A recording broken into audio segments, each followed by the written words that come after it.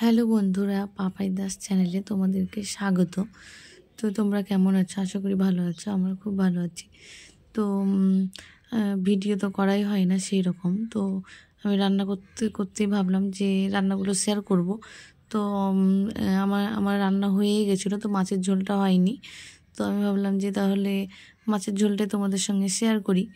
তো যে তাহলে ফোনটা নিয়ে এসে ভিডিও শুরু করে দিই। তো আমি দেখো ভিডিও শুরু করে দিয়েছি ফোন নিয়ে এসে।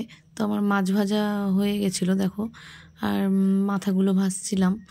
তো মাথাগুলো তেলের উপরে দিয়ে তোমাদের সঙ্গে ভিডিও শেয়ার শুরু করলাম।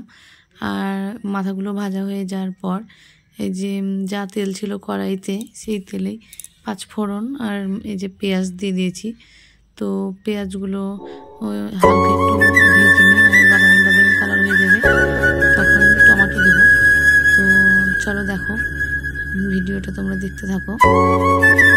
তো আমি দেখতে পাবে আমি কীভাবে রান্না করি মাছের ঝোলটা।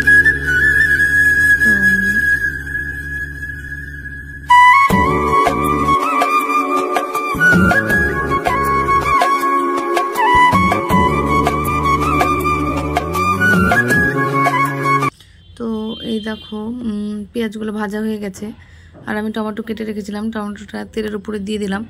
তেলে একটু ভেজে নিব টমেটোটা, যেন টমেটোটা তাড়াতাড়ি সিদ্ধ হয়ে যায়, তার জন্য তেলের উপর দিয়ে দিয়েছি। পেঁয়াজের সঙ্গে ভেজে নিব। আর আমি এদিকে আলু সিদ্ধ করে রেখেছিলাম।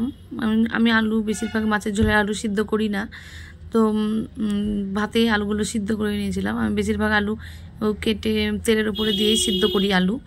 তো আমার কি মনে হলো আলু ভাতেই সিদ্ধ করে আমি মাছের ঝোল করেছিলাম। তো আমি আলুগুলোকে হাত দিয়ে ভেঙে নিয়ে তেলের উপরে দিয়ে দিয়েছিলাম। তো তেলে একটু ভেজে নিলাম। সিদ্ধ আলু ভাজার দরকার পড়ে না, তবু আমি দিয়ে দিলাম তেলের উপরেই। এই সিদ্ধ আলুটা একটু ভেজে নিলাম। আর এদিকে আমি পরিমাণ মতো লবণ আর হলুদ দিয়ে নিয়েছিলাম। তো সেগুলো টমেটো আলুর সঙ্গে দিয়ে দিলাম লবণ আর হলুদটা, দিয়ে একটু নেড়ে নিলাম। আর এবার আমি এর সঙ্গে মশলাটাও দিয়ে দেব।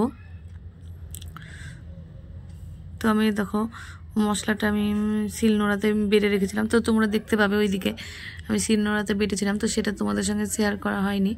তো আমি দেখো মশলাটা দিয়ে দিলাম। তো মশলাটা দিয়ে আলু আর টমেটোটাকে ভালো করে কষিয়ে নেব। তো আমি হালকা মতো একটু জল দিয়ে কষাবো, তাহলে একটু ভালো হয় মশলাটা কষানো, মশলাটা পুড়ে যায় না অল্প করে জল দিয়ে মশলা কষিয়ে নিলে। তো দেখো আমি একটু জল দিয়ে মশলাটাকে কষিয়ে নিলাম। এরপর আমি ঢেকে ঢেকে কষবো, যেন টমেটোটা যেন তাড়াতাড়ি সিদ্ধ হয়ে যায়। তো আমি ঢাকনা তুলে নিয়েছি। তো টমেটোটা মনে হয় সিদ্ধ হয়েও গেছে। তো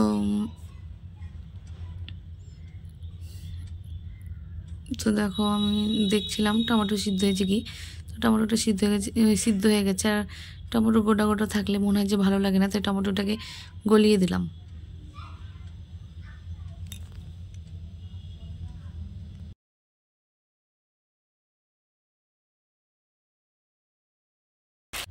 তো আমার এই মশলা কষানো হয়ে গেছিলো, আর আমি এই যে জল দিয়ে দিয়েছি। তো আমি বেশি পাতলা ঝোল করব না, আমাদের বাড়িতে কেউ তো পাতলা ঝোল খায়ও না। তো আমি পরিমাণ মতো জল দিয়ে দিয়েছি। তো এবার আমি মাছগুলো দিয়ে দেব। তো আমার মনে হলো আর একটু জল লাগবে, তো আমি তার জন্য আর একটু জল দিলাম। তো ঝোলটা ফুটে উঠবে, তারপর আমি মাছগুলো দিয়ে দেবো।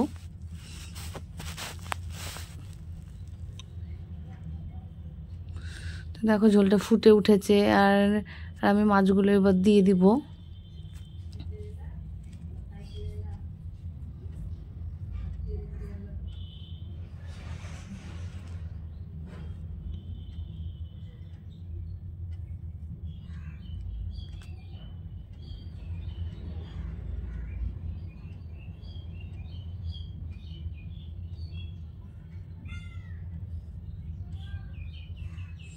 তো মাছ দিয়ে দিলাম ঝোলে।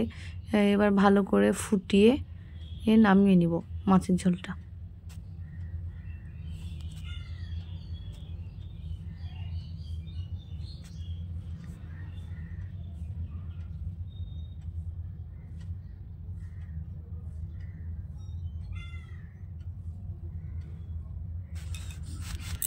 তো এইদিকে আমি আমার ছেলেকে খাওয়ানোর জন্য চলে এসেছি, আমার ছেলেকে স্নান করিয়ে নিয়ে চলে এসেছি খাওয়াবো তাই। তো আমি এদিকে দেখো বাঁধাকপির চচ্চড়ি করেছিলাম, তো বাঁধাকপি, বেগুন, আলু, সিম দিয়ে সর্ষে বাটা দিয়ে চচ্চড়ি করেছিলাম।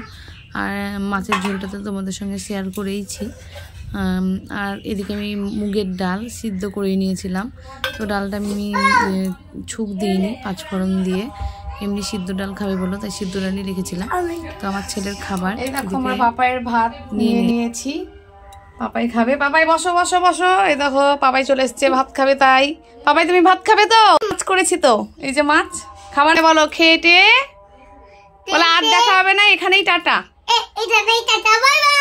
আর তোমাদের রান্নাটা কেমন লেগেছে বলবে কমেন্টে, বলে দিবেন, কমেন্টে দিবে, লাইক করবে আর সাবস্ক্রাইব করবে। টাটা।